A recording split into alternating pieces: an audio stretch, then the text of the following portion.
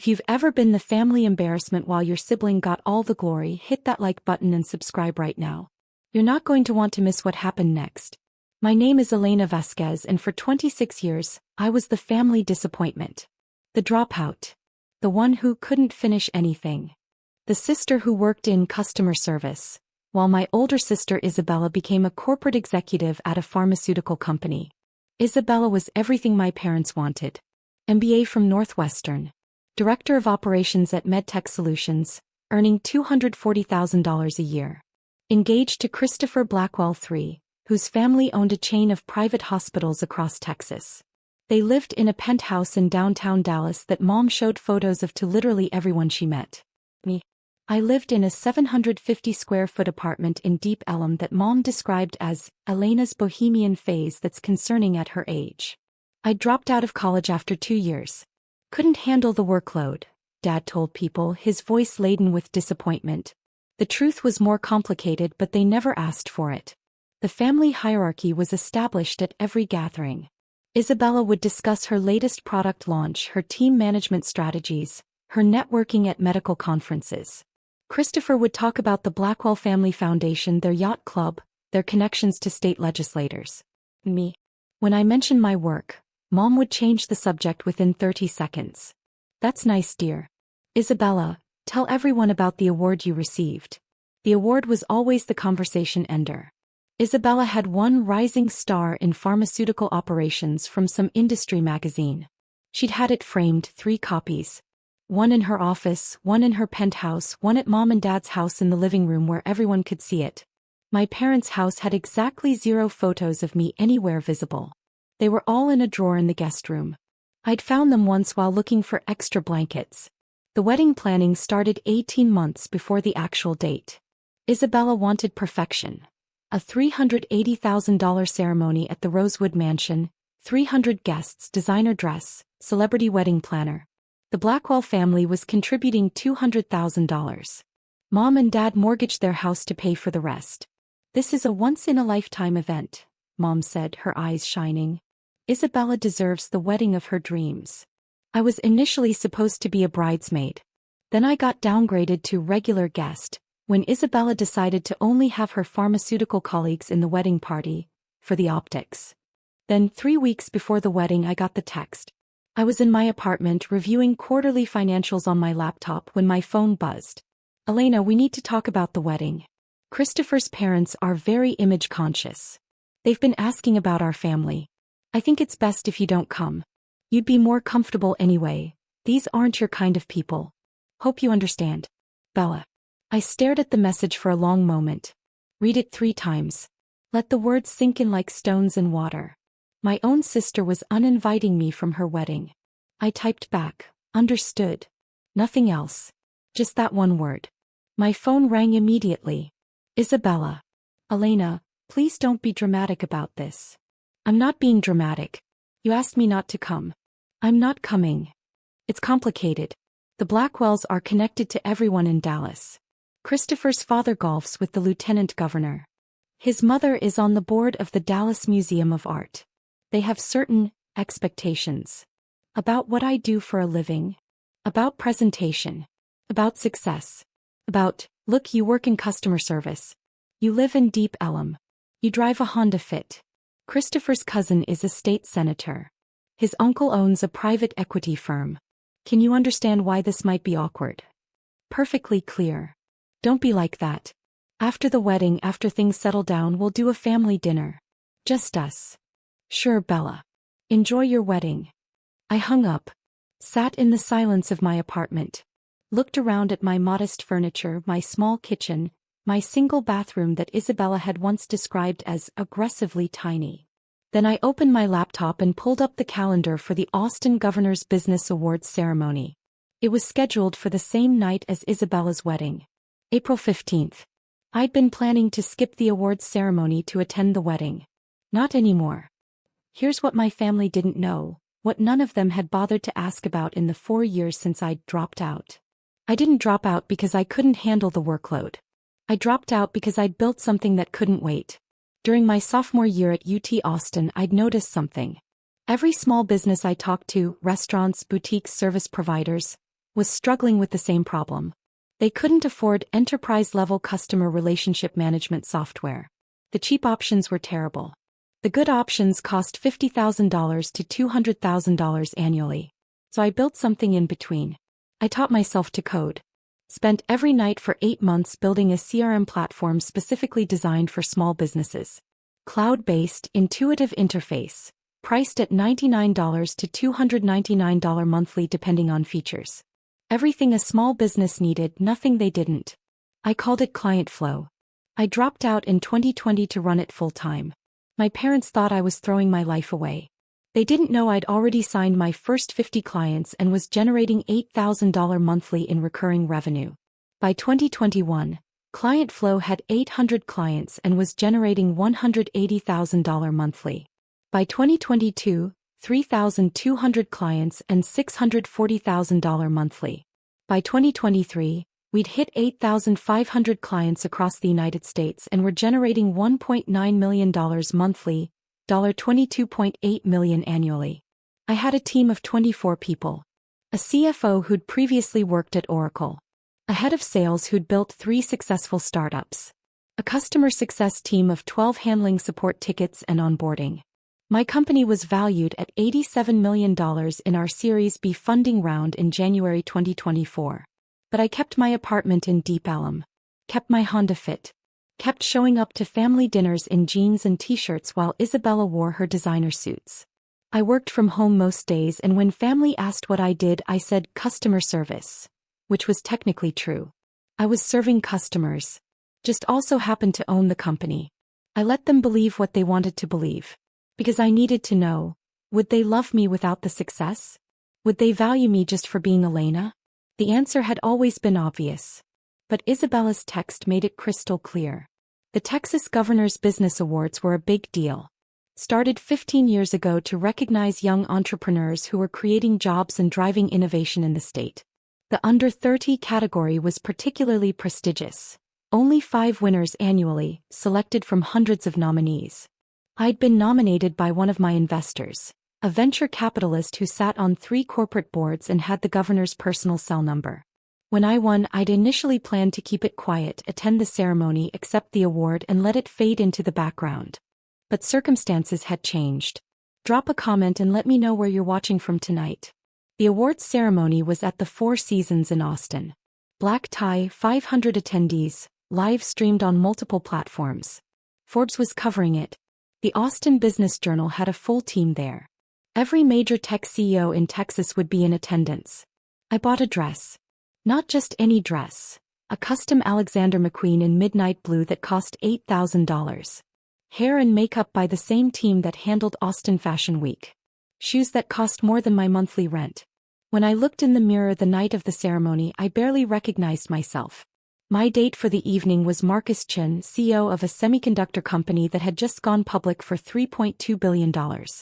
We'd met at a founders conference in San Francisco and had stayed friends. When I told him about the situation with my sister, he'd immediately offered to attend with me. Family who dismisses you doesn't deserve you, he'd said simply.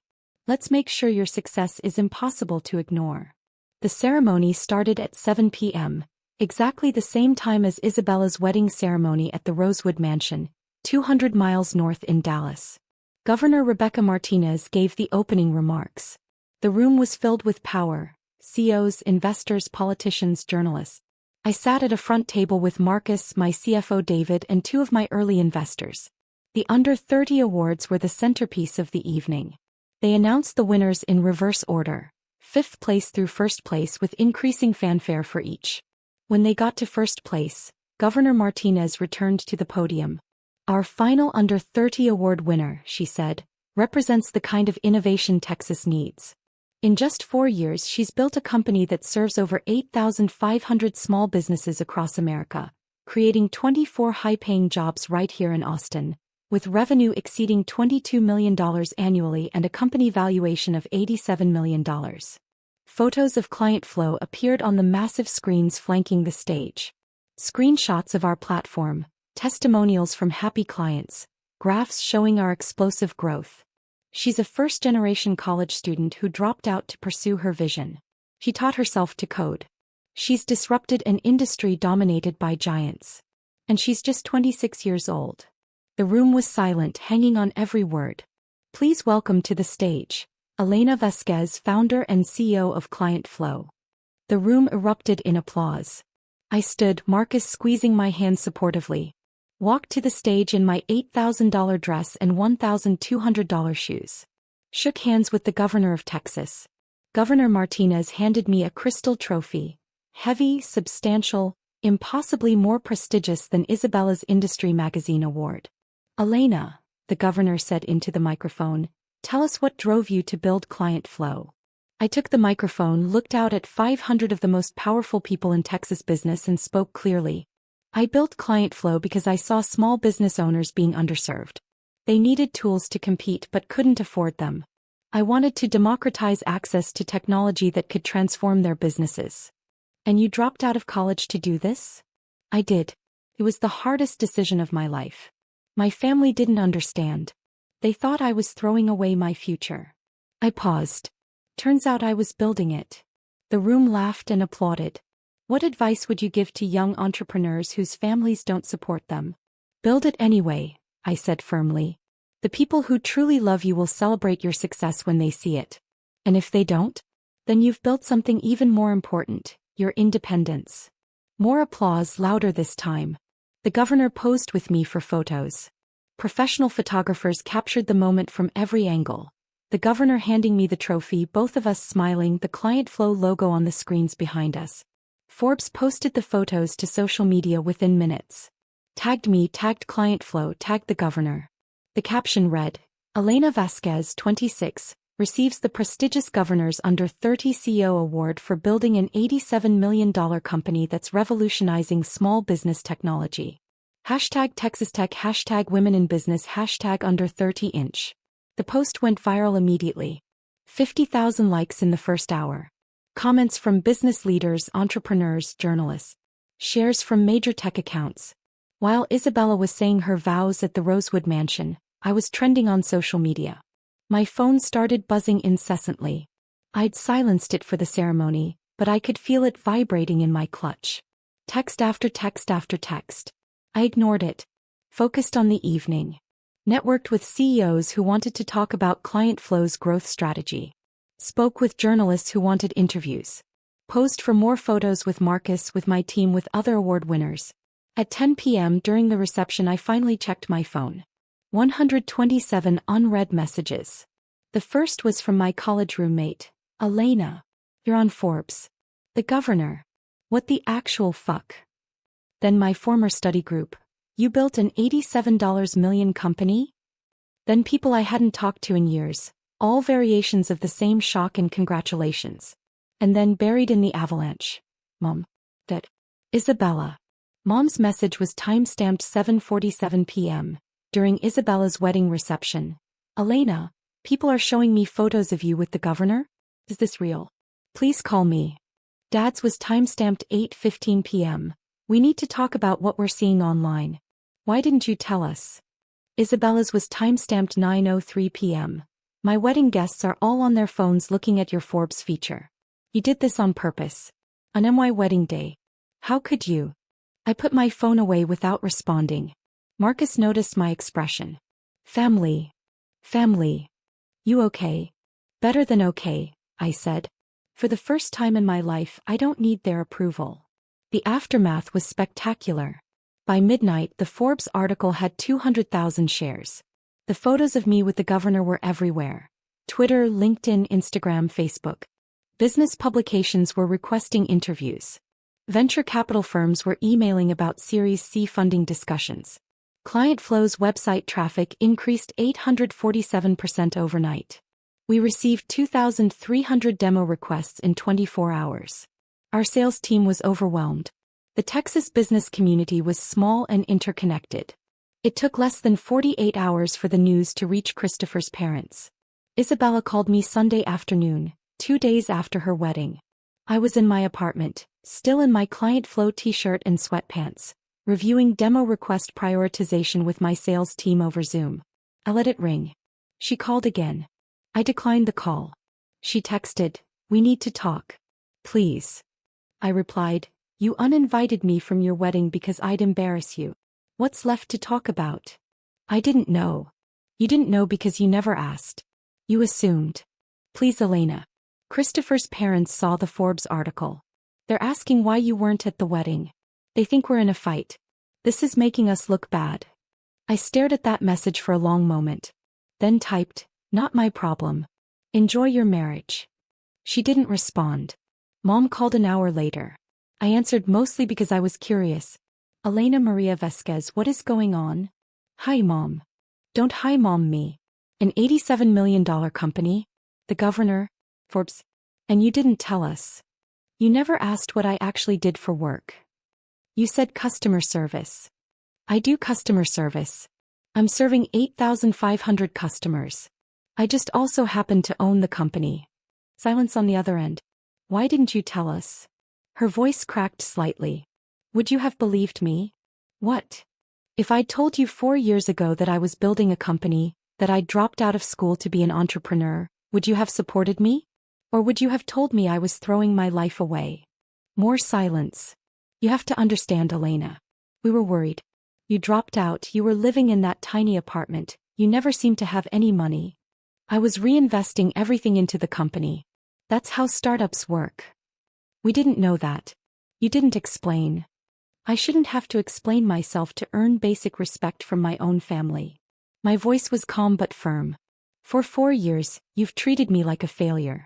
You've dismissed my work, patronized my choices, and compared me unfavorably to Isabella at every single opportunity. We never meant. Mom.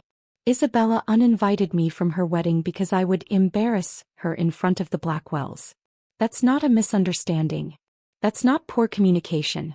That's how little she thought of me. How little you all thought of me. She didn't mean it like that. She meant it exactly like that. And you know what? She was right to uninvite me. Because I would have embarrassed her, just not the way she thought. Hit that subscribe button if you've ever had to prove yourself to people who should have believed in you from the start, because what happened next changed everything. Mom tried to salvage the conversation. Christopher's parents want to meet you. They're very impressed. They said. Let me stop you there, I interrupted. The Blackwells want to meet me now because Forbes said I'm successful. Not because I'm Isabella's sister. Not because I'm worth knowing as a person. Because I have monetary value to them. That's not fair. It's completely fair. It's the same reason Isabella uninvited me. I had no value to her social climbing. Now I do. But that doesn't mean I'm available for use. Elena, please. This is tearing our family apart. No, Mom. This is revealing what our family actually is. There's a difference. I hung up. Turned my phone on Do Not Disturb. Got back to work. The business community's response was overwhelming. Within 1 week I had interview requests from Forbes, Business Insider, TechCrunch, and The Wall Street Journal. Speaking invitations from 3 major tech conferences. Series C funding offers from 7 venture capital firms. Acquisition inquiries from 2 public companies which I declined. Invitations to join 2 corporate boards. A request to speak at UT Austin's business school commencement. David, my CFO, was fielding calls nonstop. Elena, we need to hire a PR person. This is beyond what I can manage alongside the financials. Do it. Find someone good. We hired Rebecca Chin, no relation to Marcus. A former tech PR executive who'd worked with 3 unicorn startups. Her first advice, lean into your story. Young Latina founder, college dropout, built an $87 million company from nothing. That's the narrative investors and press are hungry for. I'm not going to exploit my ethnicity for marketing. I'm not suggesting exploitation. I'm suggesting authenticity. Your story matters. There are thousands of Latina entrepreneurs who need to see someone like them succeed. Don't hide from that. He was right. I did 3 major interviews that month. Each one, I talked about being a first-generation student, about the pressure to follow a traditional path, about the risk of dropping out, about building something from nothing. The response was incredible. I received hundreds of emails from young women, from first-generation students, from people whose families didn't understand their entrepreneurial ambitions. They told me my story gave them courage. Meanwhile, Isabella's life was imploding in slow motion. The Blackwell family, it turned out, was obsessed with status and connections. When they discovered Isabella had deliberately excluded her sister, the sister who was now a celebrated entrepreneur with the governor's personal endorsement, they were furious. Christopher's mother, Margaret Blackwell, was particularly angry. She sat on multiple charity boards and was deeply involved in Dallas high society. Having a connection to a successful young tech CEO would have been valuable for her nonprofit work and social standing. Isabella had cost her that connection. Christopher called me 3 weeks after the wedding. I almost didn't answer, but curiosity got the better of me. Elena, this is Christopher Blackwell. We haven't formally met. I know who you are. I'm calling to apologize for what happened with the wedding. Isabella made a mistake. Isabella made a choice, I corrected. A deliberate one. She was stressed. Wedding planning, the pressure from both families trying to make everything perfect. Christopher, I don't care about the excuses. Your fiancé, sorry, your wife, uninvited me from her wedding because she thought I'd embarrass her. That's not stress. That's judgment. That's her actual opinion of me. She didn't know about your company. And that's precisely the problem. She never bothered to ask. None of them did. They saw what they wanted to see. A dropout, a failure, someone beneath them. Now I'm useful, so suddenly I matter. Silence on his end. My mother wants to invite you to lunch, he said finally. She's on the board of several charities that could benefit from technology solutions. She'd love to discuss potential partnerships with Client Flow. No. I'm sorry. I said no. I'm not interested in partnering with people who only value me for what I can do for them. Tell your mother I appreciate the interest, but Client Flow has other priorities. Elena, please be reasonable. I'm being perfectly reasonable. I'm running a business, not collecting social connections with people who dismissed me last month. I hung up. 10 minutes later, Isabella called. I let it go to voicemail. She called again. Voicemail. Voicemail. Finally, she texted, please talk to me. Christopher's family is furious. His mother is threatening to cut us off from the family foundation. She says I'm an embarrassment who doesn't understand the importance of family connections. Please. I stared at the message. The irony was so thick you could cut it with a knife.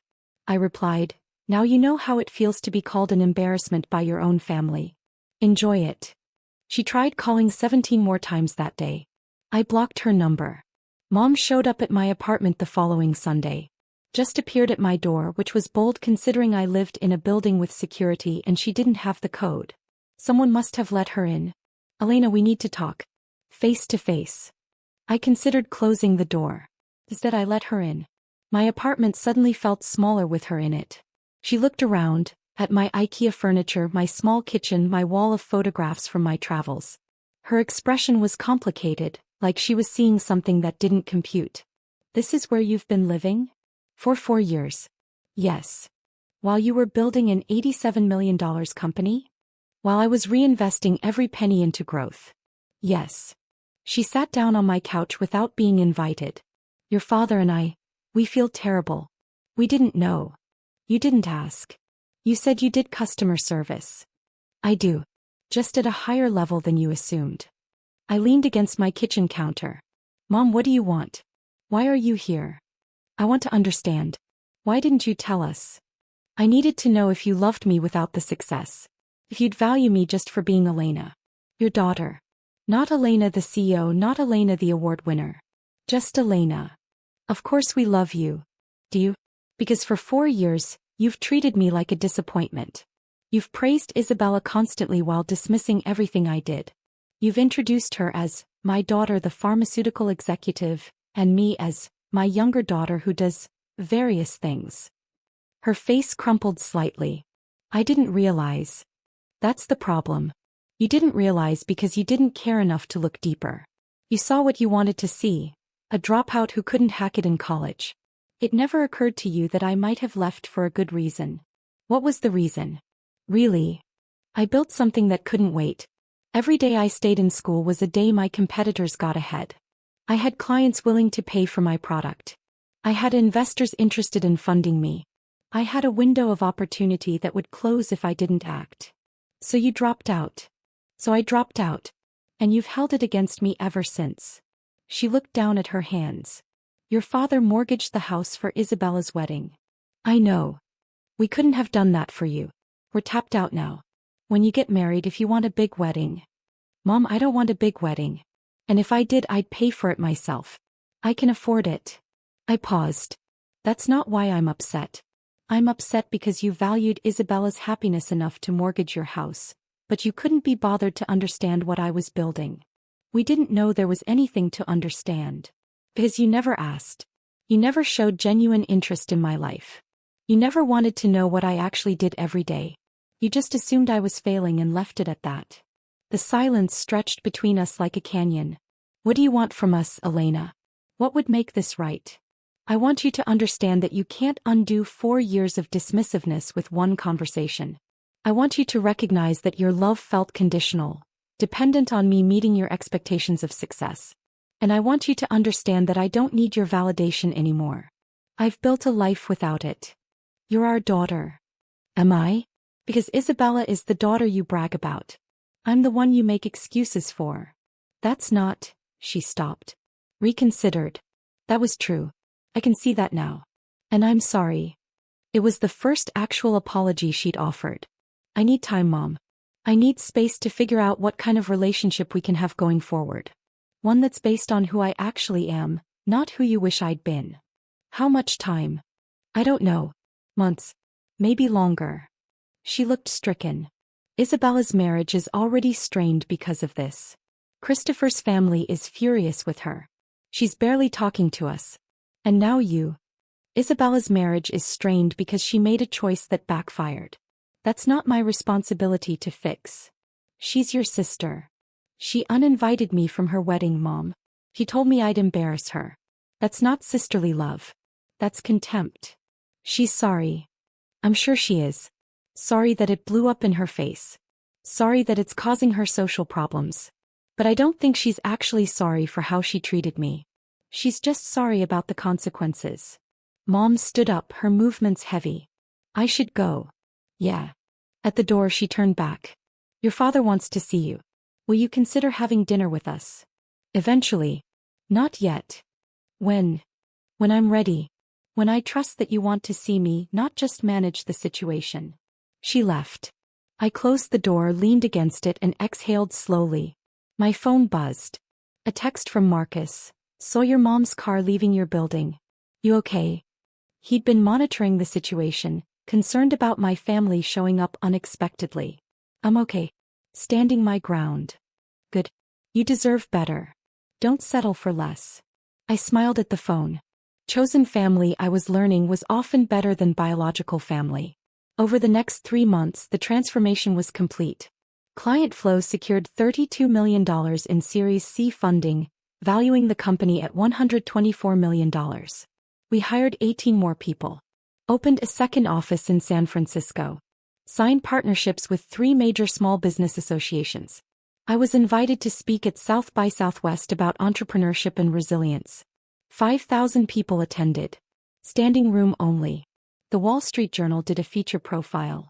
Elena Vasquez, the dropout who built an empire while her family wasn't looking. The article detailed everything. The family dynamics, Isabella's wedding, the governor's award timing. It was honest and unflinching. My PR person had advised against being so candid, but I insisted. People need to know the real story, I'd said. Not the sanitized version. The response was overwhelming. Thousands of people shared their own stories of family dismissal, of being underestimated, of having to prove themselves to people who should have believed in them from the start. Isabella's marriage, meanwhile, was crumbling. The Blackwell family had made it clear. She'd embarrassed them by excluding me. Margaret Blackwell had explicitly told her that family connections matter more than you realized, and you burned one of the most valuable ones. Christopher was caught between his wife and his family. The stress was destroying their relationship. Isabella sent me a letter in July, handwritten, 8 pages. It arrived at my apartment via certified mail. In it she detailed her regrets. How the wedding planning had consumed her, how desperate she'd been to impress the Blackwells, how she'd convinced herself that excluding me was protecting me from an uncomfortable situation rather than protecting herself from embarrassment. I was wrong, she wrote. I was cruel. I was so focused on impressing people who didn't matter that I destroyed my relationship with someone who should have mattered most. I don't expect forgiveness. I don't deserve it. But I need you to know I see what I did. I see what I destroyed. And I'm sorry. I read the letter 3 times. Sat with it for a week. Thought about what kind of relationship, if any, I wanted with her going forward. Eventually I wrote back. 1 page. I appreciate your apology. I believe you're sorry. But sorry doesn't undo the damage or rebuild trust. I need time to determine if we can have a relationship that's based on mutual respect, not just guilt and obligation. Maybe someday we can get there. Not today. I didn't hear from her again for months.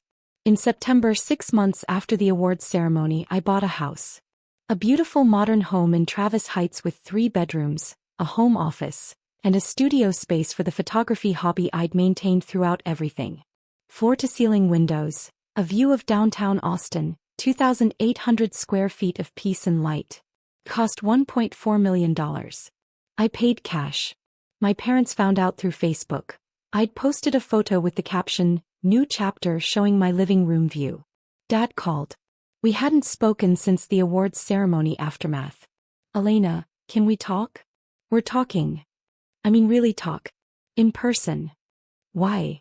"Because I owe you an apology. A real one. And I can't do it over the phone." Something in his voice was different. Smaller maybe. More honest. "Hey, coffee. Public place. 1 hour. Thank you." We met at a cafe in South Congress. Dad showed up looking older than I remembered, wearing jeans and a polo instead of his usual business casual. He ordered coffee, waited until we sat down, and then said something I'd never heard from him before. "I failed you."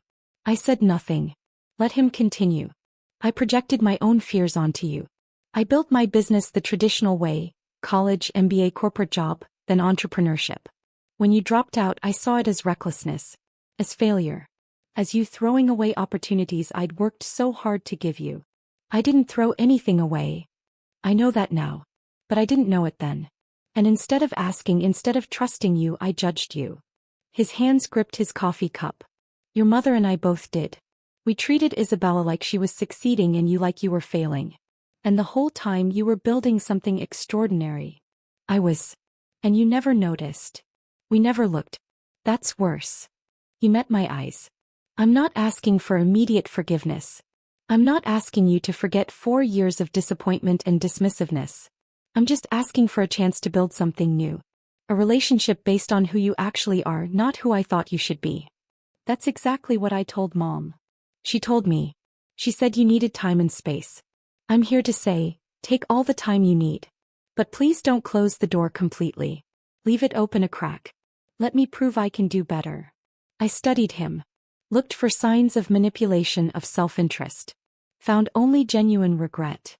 "Okay," I said finally. 1 coffee every month. Just like this. Public place, 1 hour. We get to know each other. Really know each other. No assumptions, no judgments. I'll take it.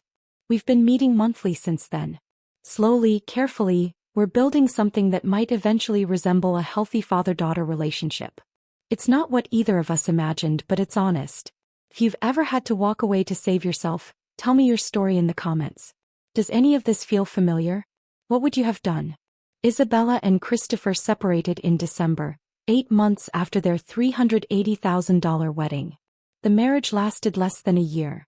The Blackwell family's pressure, combined with Christopher's resentment of Isabella's strategic error, made the relationship unsustainable. Isabella moved back in with our parents. She's in therapy now, working through her role in the family dynamics and her own choices. We've exchanged a few texts, brief, cordial, nothing substantial. I'm not ready for more than that. Maybe someday. Mom and I have coffee occasionally. The relationship is careful, bounded, but improving. She's making an effort to understand my work, to ask genuine questions, to listen instead of judge. Client flow hit $42 million in annual revenue last quarter. We're on track for $50 million this year. The company is thriving, growing, succeeding beyond my original projections. But the real success isn't the money or the valuation or the awards. The real success is knowing my worth independent of their approval. Building a life that's authentically mine. Surrounding myself with people who saw my value from the beginning. Marcus, David, my team, my real friends. Last month I was invited to speak at UT Austin's business school, the school I'd dropped out of 6 years ago. 500 students attended. The dean introduced me as one of our most successful entrepreneurs, who had the courage to leave before we finished teaching her. The room laughed. I smiled. During the Q&A, a young woman raised her hand. How did you handle your family not supporting you? I thought about Isabella's text. About mom's dismissiveness. About dad's disappointment.